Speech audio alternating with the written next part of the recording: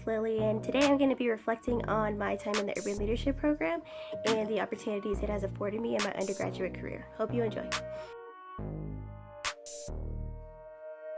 So I joined the program spring of 2015, and being a DSF and Reicher Scholar, it wasn't the money that attracted me, but more so the opportunity to become more involved on campus.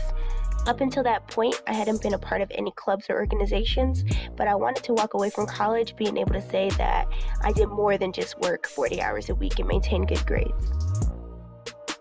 For the purposes of this presentation, I will break my reflection down into 3 parts: community service, academics, and additional plugs to success. It is also noteworthy to mention that everyone has a different takeaway from the program, so the following content are my own thoughts and opinions and do not represent every member of this program. I volunteered with multiple organizations during my time in the program. Some of my favorite are Habitat for Humanity, Cafe 180, and the Denver Rescue Mission, all of which are connected to this issue of poverty and homelessness.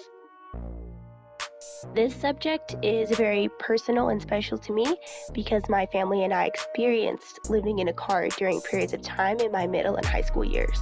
So I have an appreciation for the folks at Habitat for Humanity who work to build homes for low-income families.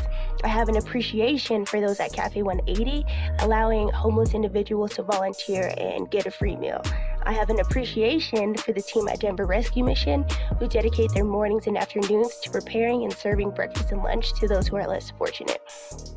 All of these organizations exemplify human rights over human privileges. They all believe that having a roof over your head and a full stomach are rights that every human should have. And so I thank this program really for requiring me to seek being of service to another, because I can't say that I would have done so without it. This coming May, I will be graduating with my bachelor's degree in psychology with a double minor in criminal justice, criminology, and Africana studies. And my ultimate goal is to influence policy on a federal level that negatively impact marginalized communities. Throughout my entire academic career, there are 3 classes that forced me to reflect leadership and quite literally changed my life. African American History 1, Prejudice and Discrimination in Contemporary Society, and Social Movements and the Black Experience. These courses taught me a lot about the society we live in, especially being a woman of color. From a historical perspective, society was built on the idea that if you did not embody this white, heterosexual, cisgendered male identity, then you would not thrive in society. Moreover, these ideals were built into the system and its governing institutions. So although society is slowly beginning to alter these initial ideologies, it doesn't account for how they remain within institutions like school, marriage, prisons, etc. These classes truly made me reflect on the side of history that I want to be on, and that side is change. The Urban Leadership Program has contributed to several of the positive influences and results in my life, and I would be remiss if I did not share them with you.